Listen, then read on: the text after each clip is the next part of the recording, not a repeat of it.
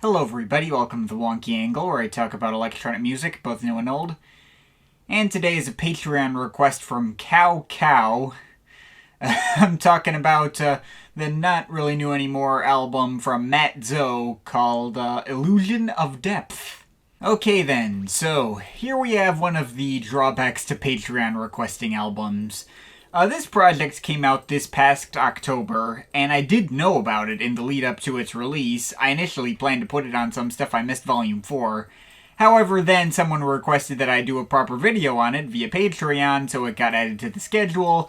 And since I always do requests roughly in the order that I get them, and there's always a several month-long wait as a result, this ended up being covered way after it was most relevant. Oh well, guess it is what it is. Anyway, Matt Zo, he's an EDM artist who's friends with Porter Robinson and Madeon, stylistically very similar to them, and even best known for a single he did with the former called Easy. Though, I guess on average he does tend to have some funkier tendencies than those guys, as well as a penchant for genre hopping.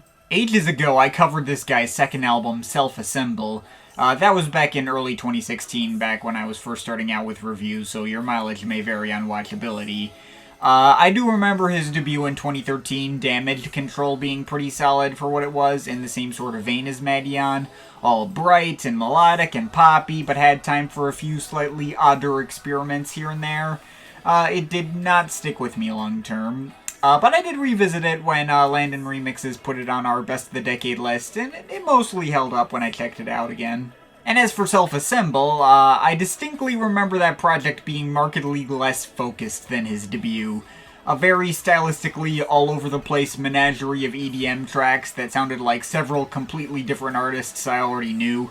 Generally pretty good in spite of that, but it was kind of hard to get a handle on what Matt Zo himself was bringing to the table that his influences couldn't already. Neither album has stayed in regular listening rotation, and I'll admit that I didn't really see any buzz when this particular album came out, or anyone who noticed when I had to skip over it. So I guess I kind of just jumped into Illusion of Depth, hoping for the best, expecting I would generally like it, but I had a feeling it wasn't going to be anything so mind-blowing that I wanted to keep it around long-term. And after listening to it, yeah, this is pretty dang solid. It may not be totally bulletproof from front to back, and it doesn't do anything you haven't already heard Matt Zo do before, but it does kind of alleviate my biggest issue with his last album. At the time that project came out, I felt like Matt Zo hadn't done that great a job of establishing his own identity as a producer in all his various genre hopping. And while Illusion of Depth basically jumps through all the same kinds of styles that project did, I definitely got more of a sense of who Matt Zo is and what he's about. And in a way that even made Self-Assemble make more sense to me in retrospect and kind of grow on me too. I do still think that project is pretty unfocused and messy, but Illusion of Depth alleviates that issue as well, with the relatively simple trick of getting many of these tracks to directly segue into each other. Every track is like the same tempo, I think. It feels like a lot more of a unified whole than any of his other projects, while not being any less varied. Well, it is a little less varied, but there's still plenty of variety here. This is definitely the tightest and most cohesive album Matt Zo has under his belt to date. There's genre hopping, but nothing that feels like it's going way out on a limb or feels really out of place. Nothing he couldn't get to work in context or not sound like himself. I really all around enjoyed it. Might even find it roughly on par with Damage Control. Now, I do not personally love Damage Control, I only think it's pretty solid and somewhere in the mid-higher 7 range at best. So if you happen to love that project a lot more than I did, and also somehow missed this coming out last year, then I wouldn't necessarily go into this expecting this to actually top it. But hey, I did in fact have a lot of fun with this, and I'm glad I came back to it to give it a shot.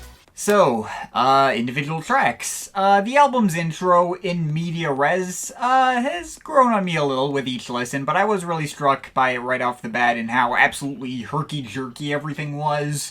Lots of super staccato synth rhythms that feel like you're being rattled back and forth at high speed in one of those weird carnival thrill rides that isn't a roller coaster. It does get pretty propulsive and drive some solid groove all the same, but so do all the other songs on this album. As an opener, it feels more like a warm-up than the point at which this album really gets going. Now, that particular point is the second track, Love Songs. which kind of reminds me of a cross between his track Soul Food and some of the stuff Madeon was doing on Good Faith, with these sort of gospel-tinged harmonized vocal samples carrying most of the hook, and even a kind of like this big Galantis-esque melodic drop. And it's all great. I might even like it more than any of those examples I brought up to compare it to. Super catchy and immediate in the exact way you would want a cut like this to be. That leads directly into the next chapter, featuring MCGQ, who basically just says the title a few times. And one of the heavier and more percussive grooves in the bunch, very bass-heavy stuff, also fairly repetitive and not one of the more striking tracks on here. I actually nearly fell asleep to this one on my first two listens, which seems really counterintuitive to the kind of track it is, but that's a thing that happened. It is a good track, but I wouldn't call it one of my favorites. Following track Problems fares much better though, combining a pretty solid vocal performance from Olan with some drops that have a lot of old school acid synths. Sounds very inspired by some like early Chemical Brothers.